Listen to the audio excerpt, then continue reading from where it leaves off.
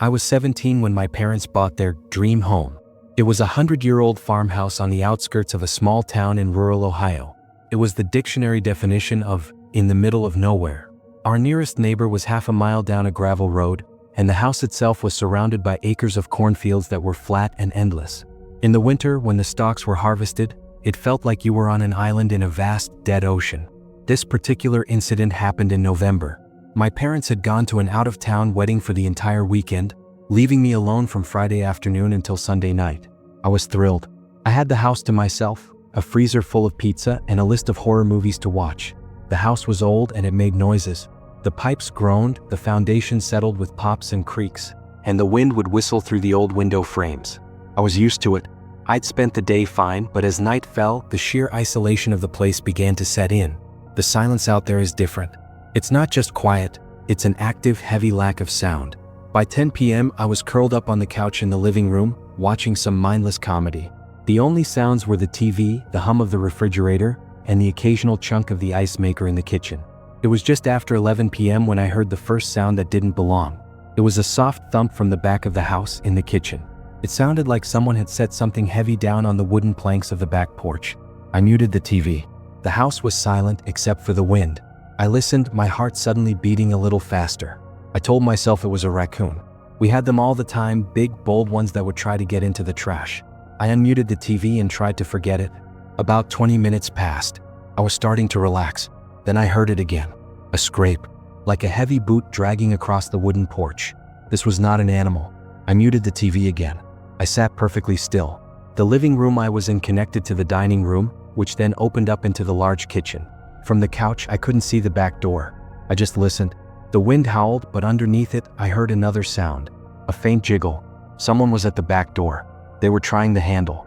I've never felt fear like that. It was instant and cold. I slid off the couch, crouching low, and grabbed my phone from the coffee table. I didn't make a sound. I crept toward the kitchen, staying behind the wall that separated it from the dining room. I peered around the corner. The kitchen was dark, lit only by the faint moonlight coming through the window above the sink. The back door, a heavy wooden door with a small glass pane at the top, was still. Then the handle rattled.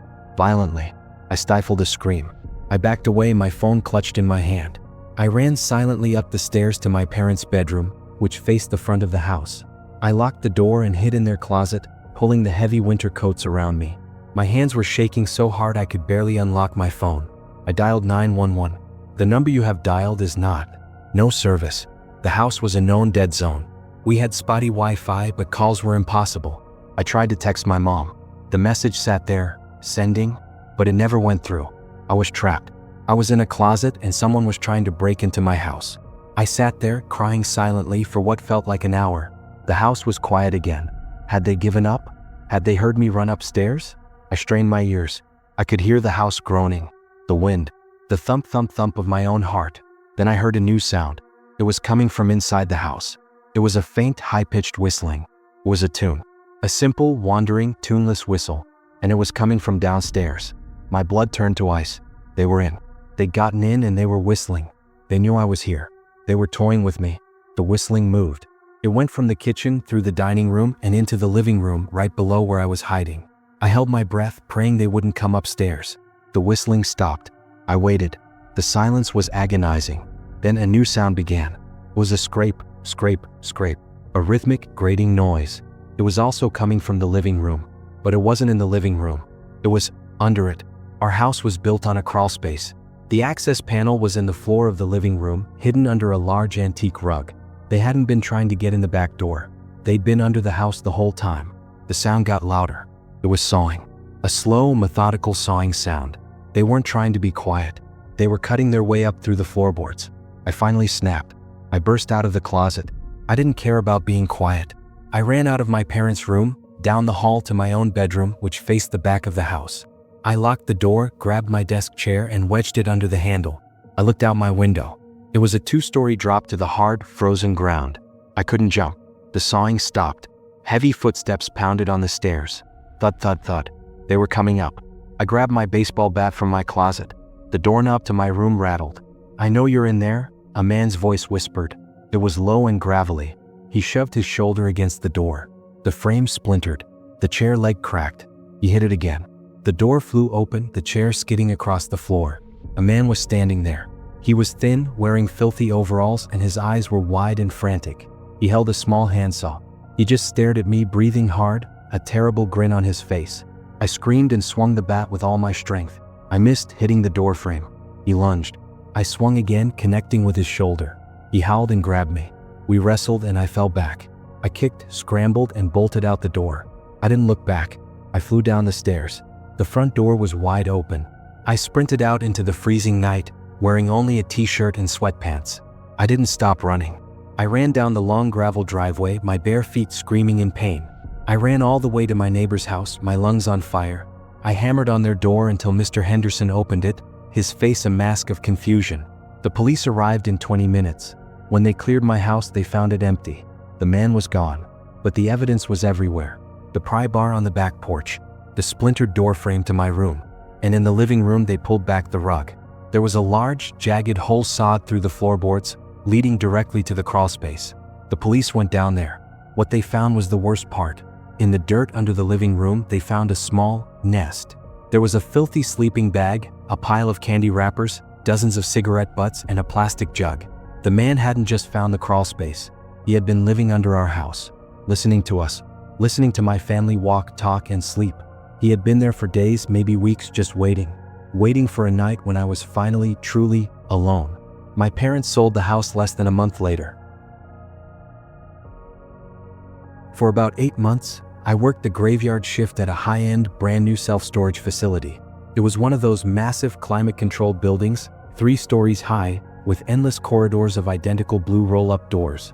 It was called Secure Space, and it was my job to be the secure part from 11 p.m. to 7 a.m. Honestly, it was the easiest job I'd ever had. The building itself was a fortress. You needed a key card to get through the main gate, another to get into the building, and then your own personal key for your unit. After 10 p.m., the system locked down. No one was allowed in or out except for me. My routine was simple. I'd sit in the ground floor office, read a book or watch movies on my laptop, and do 2 full patrols of the building, one at 1 a.m. and one at 4 a.m. The place was dead quiet. The only sound was the constant, low hum of the industrial air conditioning system. The hallways were sterile, painted white, and lit by harsh fluorescent lights that buzzed faintly. It was a little creepy how clean and empty it was, but I got used to it. It was just me and 3 floors of other people's memories, all packed away in boxes. This particular night in July started like any other. It was hot and sticky outside, but a chilly 68 degrees inside the building. It was 2:47 a.m. I was in the office, feet up on the desk, reading a paperback. That's when I heard the elevator ding. I sat up. The office had a bank of security monitors, and one of them showed the elevator bay on the ground floor, right outside my office. The doors were closed. I looked at the small indicator panel above the door. The elevator was on the 3rd floor. I frowned. I checked the digital access log on my computer. No entries. No one had badged in or out. I was the only person in the building. It had to be a glitch, maybe a power surge. I watched the monitor. The 3rd floor camera was grainy, but I could see the elevator doors. They were open. They just sat there, open. This was weird. The elevators were programmed to close after 30 seconds. I rewound the 3rd floor camera feed. I watched the elevator arrive. The doors slid open. Nobody got out. Nobody got in. The doors just stayed. A cold knot formed in my stomach. This wasn't a glitch. Someone had to have pressed the hold door button inside the elevator. I grabbed my heavy flashlight and my key ring. I left the office and stood in the ground floor lobby. The building felt different. The humming AC suddenly sounded like breathing. I hit the call button. The indicator showed the other elevator, car 2, was still on the ground floor. I got in and hit the button for 3. The ride up was tense. The elevator was slow. It dinged and the doors opened. The 3rd floor was identical to the others, a long white corridor stretching into the distance. And just as I'd seen on the monitor, the other elevator, car 1, was sitting there, doors wide open, bathing the hallway in its light. I walked over to it, flashlight beam cutting the air. I looked inside. It was empty.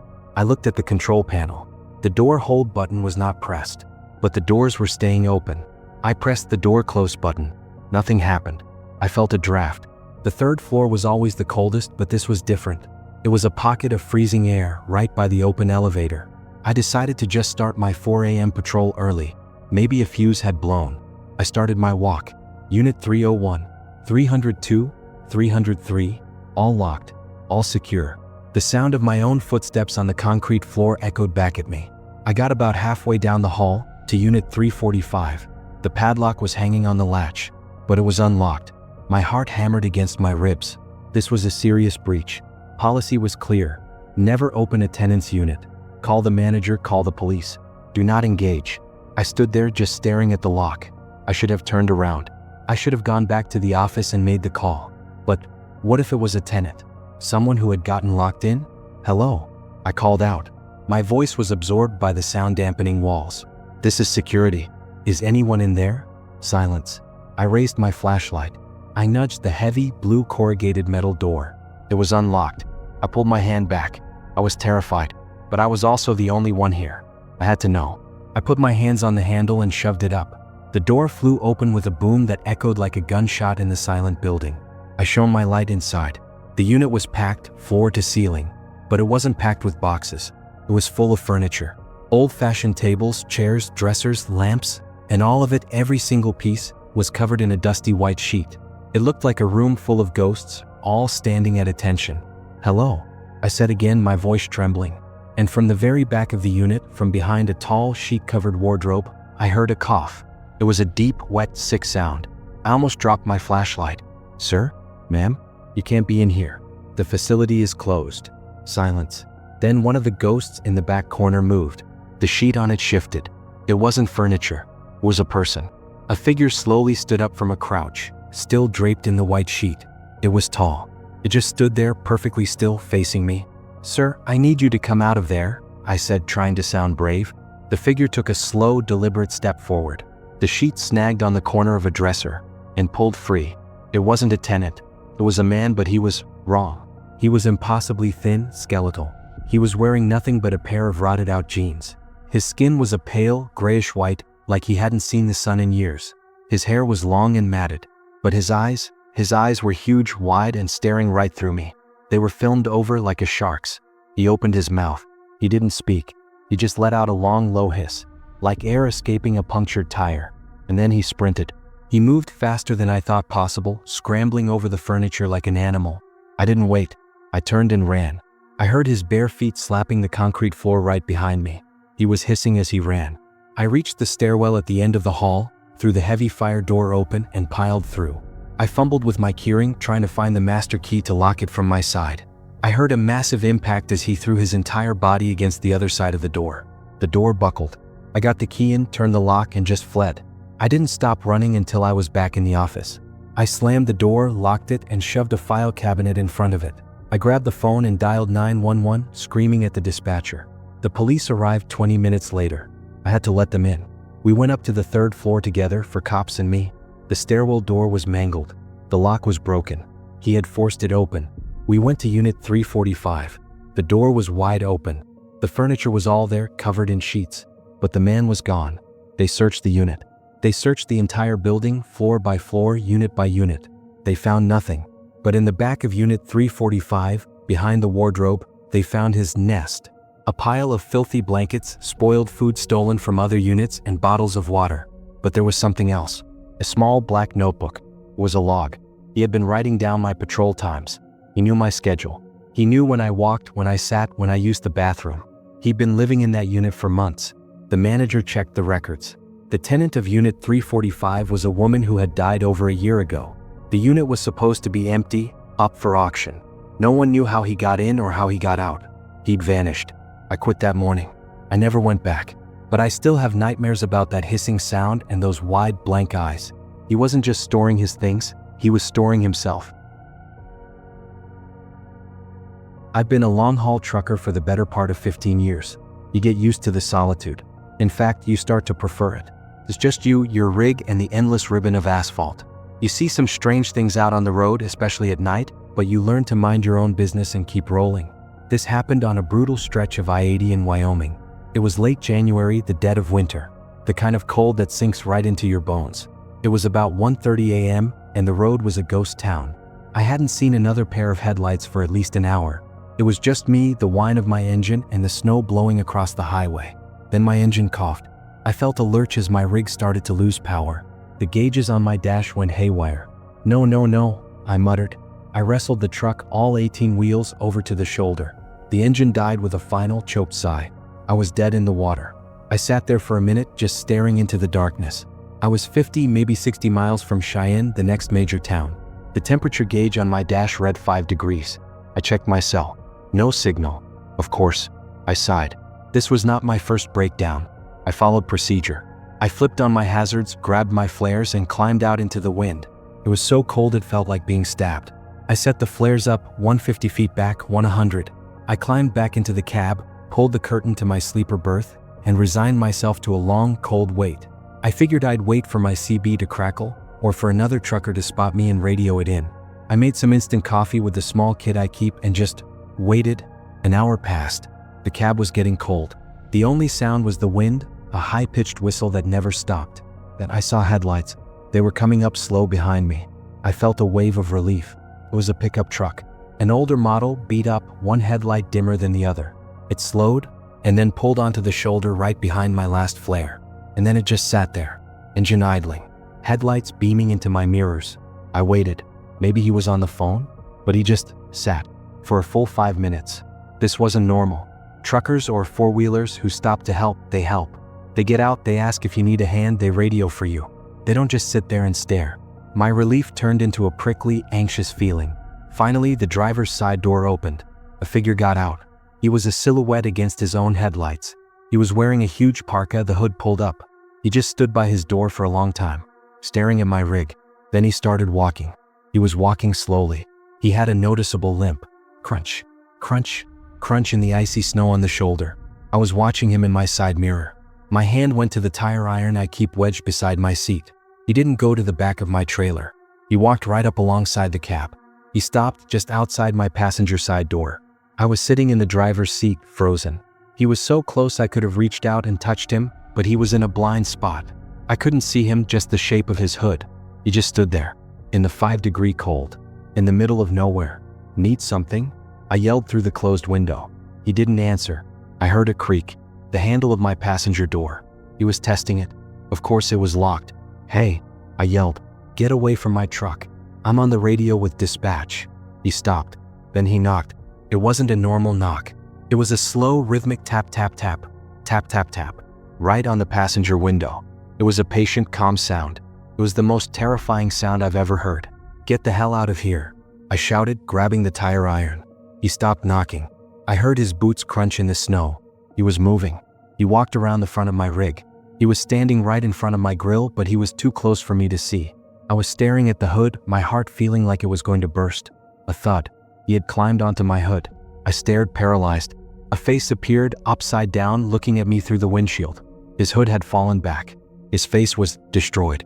It was pale white and waxy, with black patches on his nose and cheeks. Frostbite. But his eyes were perfectly clear, bright, and filled with a kind of hateful, hungry glee. He smiled. His teeth were broken and black, and he knocked on the windshield, right in front of my face. Tap, tap, tap. I screamed. I raised the tire iron like I was going to smash my own windshield. He just watched me.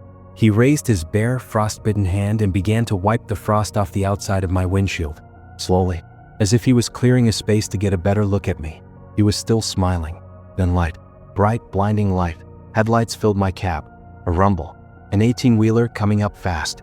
It blared its air horn. The face on my windshield snarled. It wasn't a human expression. He scrambled off the hood so fast he almost fell. I watched in my mirror as he limped fast back to his pickup. He didn't even close his door all the way.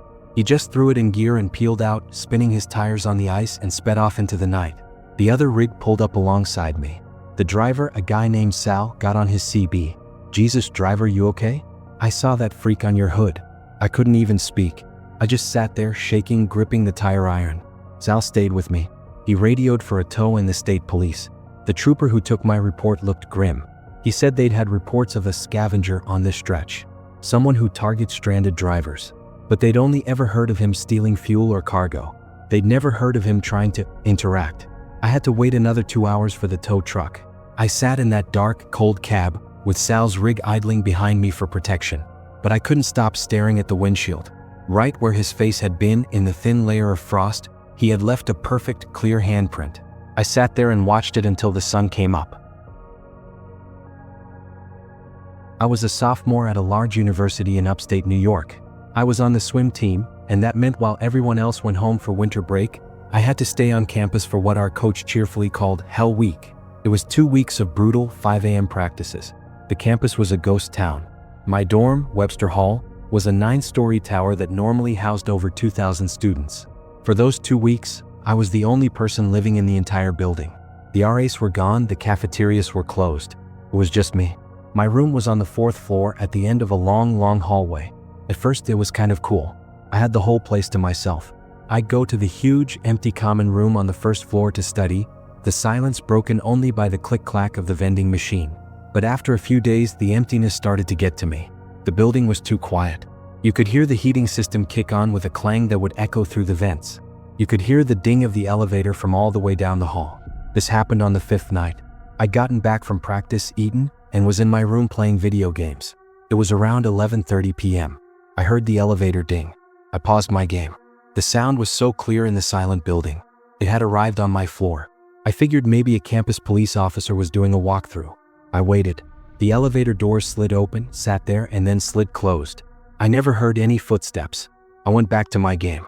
5 minutes later, ding. It was back. Doors open. Doors close.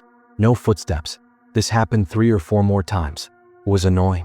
It was also really creepy. It was like a kid playing a prank, but I was the only one there. I muted my TV. I got up and looked through the peephole in my door. The hallway was empty, lit by the dim, yellowy emergency lights. The elevator bay was at the other end, maybe 100 feet away. As I watched, the up arrow lit up. The elevator was leaving. I'd had enough. I figured it was malfunctioning and I should report it. I decided to go down to the common room anyway to grab a soda. I opened my door. The long hallway stretched out in front of me.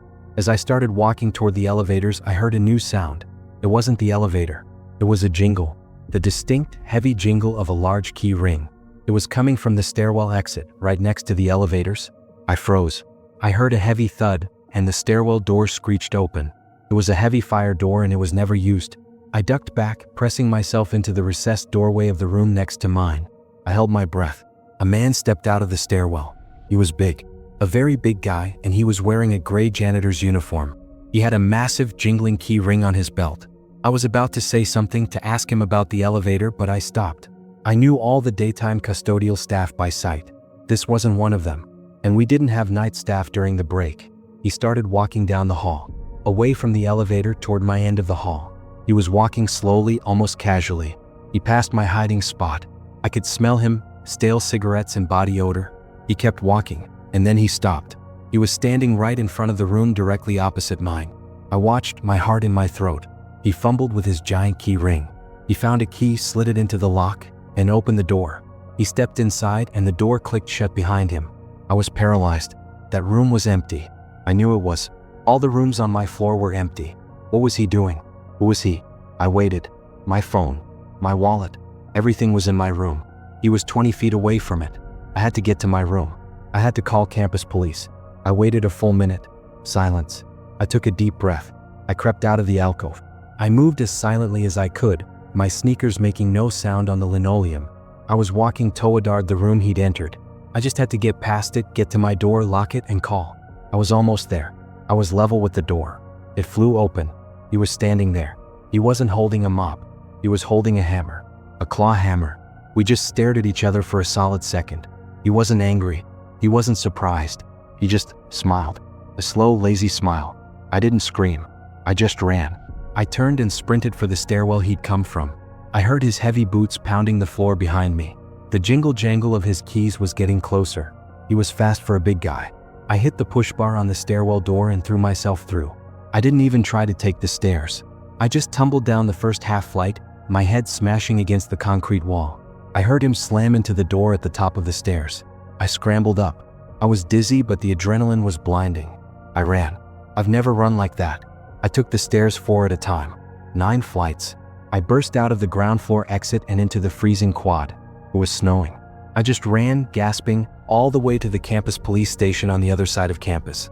They took it very seriously. They sent 3 officers back to Webster Hall. I sat in the cruiser while they searched. They found the door to the room opposite mine wide open. The room was empty, but they did find the 4th floor janitor's closet unlocked.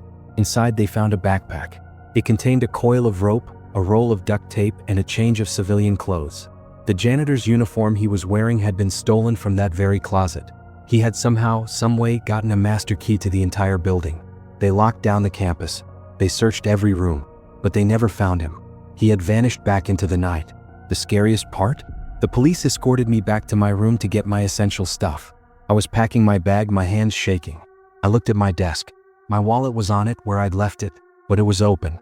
My student ID card was gone. He hadn't just found me. He'd been in my room before. He'd seen my ID. He knew my name. He was just waiting for me to come out. I live in what you'd call a picture-perfect suburb. The kind of place with winding cul-de-sacs, matching mailboxes, and manicured lawns. It's the kind of place where people feel safe. I felt safe.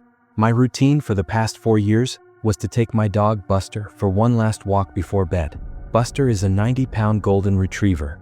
He's a total goofball, a big, clumsy teddy bear who thinks every stranger is a friend he hasn't licked yet. I'd never heard him so much as growl. Our walk was always the same.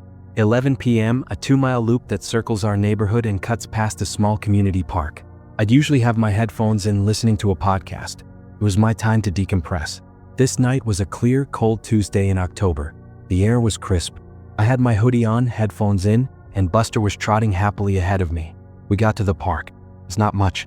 Just a patch of grass, a small playground with a swing set, and a few wooden benches, all under a couple of bright, buzzing streetlights. We were about to walk past it when Buster stopped. He just froze, dead in his tracks at the edge of the grass. His head was low. His ears were flat. And he let out a low, soft rumble. A growl. I pulled out my headphones. "What is it, bud? See a rabbit?" I looked into the park, and I saw him. There was a man sitting on one of the benches. He was sitting perfectly, unnaturally still. His back was rigid. He was just staring. Straight ahead. Not at us, just into the night. It was 11:15 p.m. It was cold. It was a weird time for anyone to be just sitting in the park. "Come on, let's go," I said, tugging Buster's leash.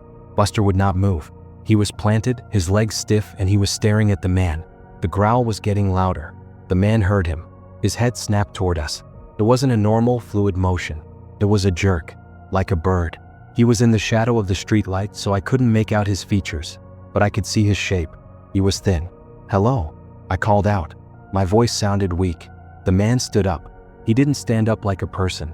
He didn't bend his knees or push himself up. He unfolded. He rose from the bench in one smooth, fluid motion, like a puppet being pulled by a string.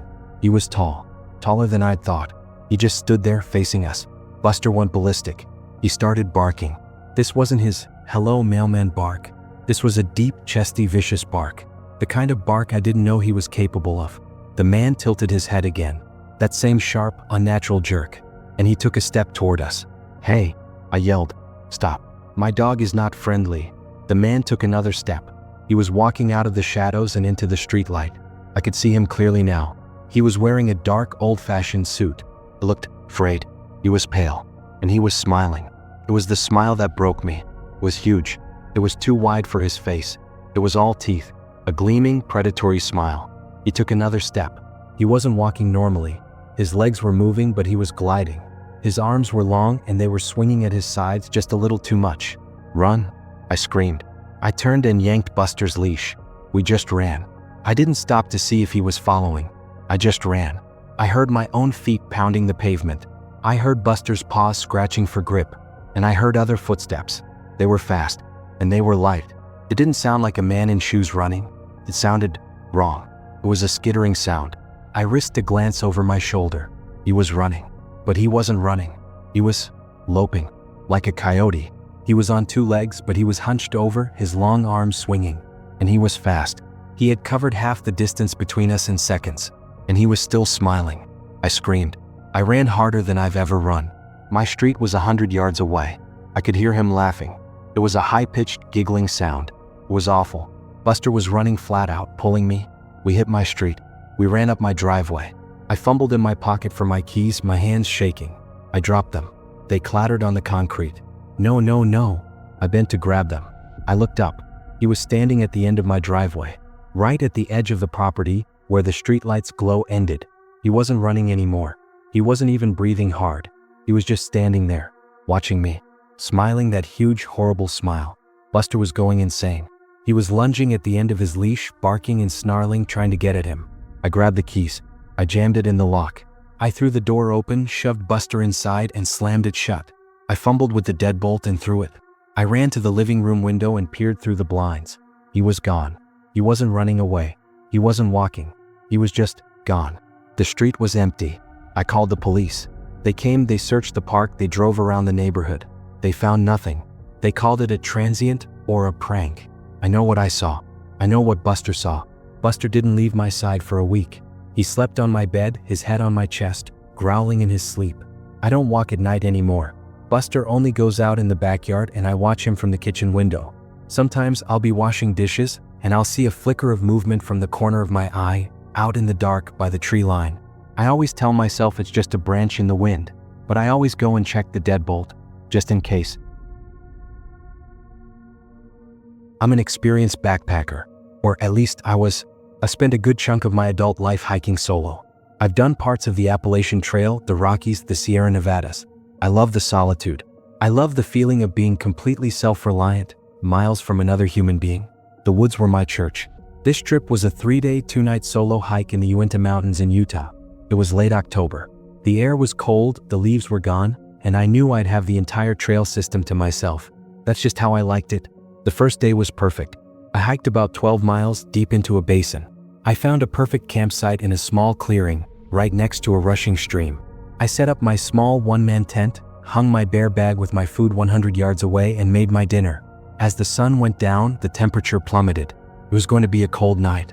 By 9 p.m., I was zipped into my Sub-Zero sleeping bag, warm and cozy, reading a book on my Kindle by the light of my headlamp. The only sounds were the gurgle of the stream and the swoosh of the wind through the tall pines. I fell asleep feeling completely at peace. I was woken up by a snap. It was the sound of a large branch breaking. It was loud. I was instantly wide awake. My heart was pounding. I lay perfectly still, holding my breath. You learn to differentiate sounds in the woods. A deer is light-footed. A bear is heavy, huffing and shuffling. This was not a deer and it was not a bear. I heard footsteps. Crunch, crunch. They were heavy. And they were bipedal. Two-legged. They were slow, methodical. Someone, or something, was walking through the woods just outside my clearing. I told myself it was another hiker. Maybe someone got a late start. But at 1 a.m.? In the middle of nowhere? Unlikely. The crunching stopped. I waited. The silence was absolute. Even the wind seemed to have died down. I strained my ears. Nothing. I slowly unzipped the small mesh window of my tent, just a crack. I peered out. It was pitch black except for the moonlight glinting off the stream. I couldn't see anything. Just the black, jagged silhouettes of the trees. I must have lain there for 20 minutes. Nothing. I eventually convinced myself it was a bear or a moose and it had moved on. My adrenaline faded and I dozed off again. I woke up to the smell. It was the most foul, overpowering stench I've ever experienced. It was a coppery, musky smell, like a slaughterhouse, like rotten meat and wet, matted fur. It was so strong it made my eyes water, and it was coming from right outside my tent. I heard breathing. It was a deep, raspy, guttural inhale and a long, slow exhale. It was so close I felt the vibration through the ground. I was paralyzed. I was too terrified to even reach for my flashlight. Something brushed against the side of my tent. The nylon fabric screeched under the pressure. It was big, and it was walking. It was circling my tent. I could hear its heavy footsteps in the soft pine needles. Thud, thud, thud. It was walking around me, slowly inspecting me. I had my boot knife in my hand. I was shaking so hard I could barely hold it. I knew whatever this was, a 3-inch blade was useless. The footsteps stopped, right at the head of my tent, right where my head was. I heard a sniffing sound, a long, deep inhale right against the tent fabric. It was smelling me. I squeezed my eyes shut. I was crying silently, tears rolling into my ears. I was going to die. Then a shadow fell over the tent. The moonlight, which had been filtering through the thin fabric, was gone. It was standing up. It was so tall it blocked out the sky. It was huge. It just stood there over me. I could hear it breathing, that low, wet, hissing breath. Then it tapped the tent. It wasn't a claw. It wasn't an animal. It was a finger, a long, thick finger. It poked the fabric of my tent right above my face. The nylon dimpled. Pause. I snapped. I didn't think. I just roared. I took my knife and slashed a huge hole in the back of my tent. I burst out of it, scrambling on my hands and knees. I got to my feet, turned on my headlamp, and spun around. The clearing was empty. It was gone. The smell was gone. The sound was gone. I didn't wait. I left everything. My $500 tent, my backpack, my sleeping bag, my food, my Kindle. I just ran. I ran back down the trail in the pitch black with only my headlamp. I was falling over roots, crashing through bushes. I didn't care. I ran for miles. I ran until the sun started to come up. I got to my car at 6 a.m. I was covered in scratches, my ankle was sprained, and I was in shock. I drove to the nearest ranger station and told them I'd been attacked by a bear. The rangers were skeptical, but they formed a team to go retrieve my gear. I had to go with them. I had to know. We got to the clearing. It was just as I'd left it, except my tent was gone. My pack was gone. My sleeping bag was gone. Not ripped. Not torn apart by a bear. Gone. Vanished. The rangers were baffled. They looked around. Then one of them called me over. "What's this?" he said. He was pointing to the large, flat rock I had used as a table to cook my dinner. My Kindle was sitting on it. It was sitting perfectly in the center. It was open to the exact page I had been reading when I fell asleep. And all around the rock, in the soft, damp dirt of the clearing, were footprints. They were massive. They were barefoot. They had 5 toes just like a human, but they were twice as large, and the proportions were all wrong. The rangers took pictures. They wrote a report, but they told me off the record that they were classifying it as unidentified animal activity. They told me not to talk about it. I sold all my camping gear. I don't go to the woods anymore. I won't even go in my backyard if it's dark, because I know what I heard and I know what I smelled, and I know that it tapped on my tent. It was curious, and it let me go. I took a babysitting job for a new family, the Hendersons. I was in college and they were paying $30 an hour, so I jumped at it. When I got to their house, I understood the high pay. It wasn't a house, it was a fortress. It was one of those brand new ultra-modern smart homes. All glass and white walls and sharp angles. Mrs. Henderson gave me the tour. Everything was automated. The lights, the blinds, the music, the temperature, the locks. It was all controlled by a central AI named Eva. They handed me a tablet.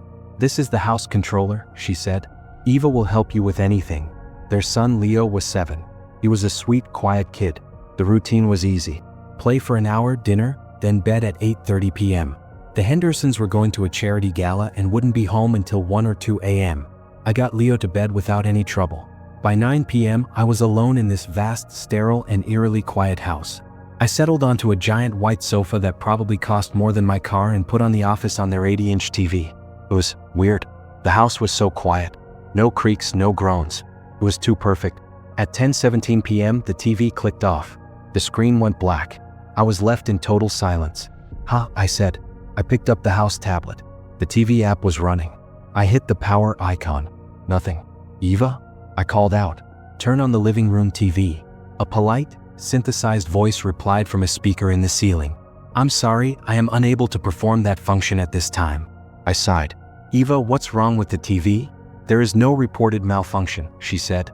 This was annoying. I tried the tablet again. The app was just frozen. A spinning loading icon. I figured the Wi-Fi had glitched.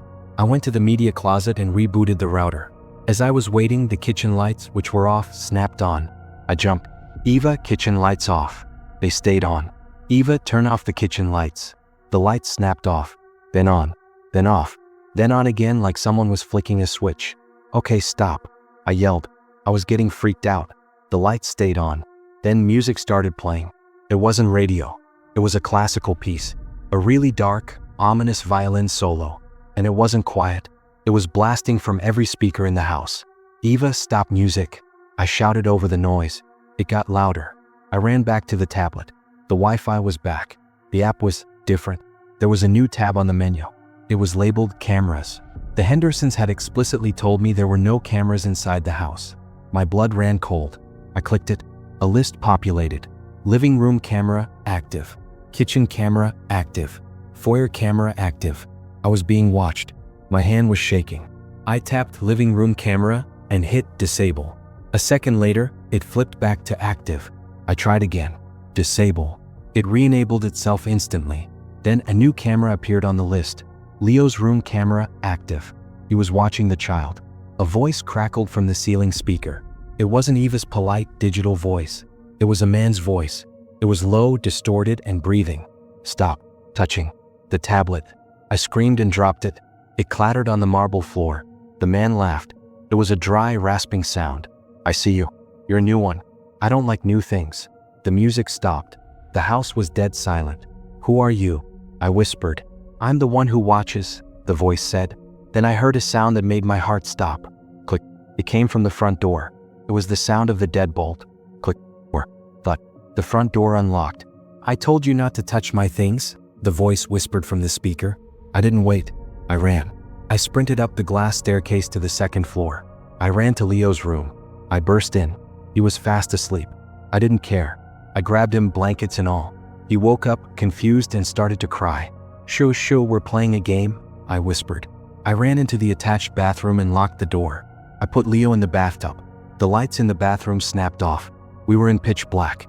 You can't hide, the man's voice said. It was coming from a speaker in the bathroom. Eva, turn on the shower. The shower blasted on. Cold water hit us. Leo started screaming. I heard footsteps downstairs. Heavy boots on the hardwood floor. He was in the house. He was climbing the stairs. Thud, thud, thud. Eva, unlock the bathroom door, he said. I heard the lock on my side click open.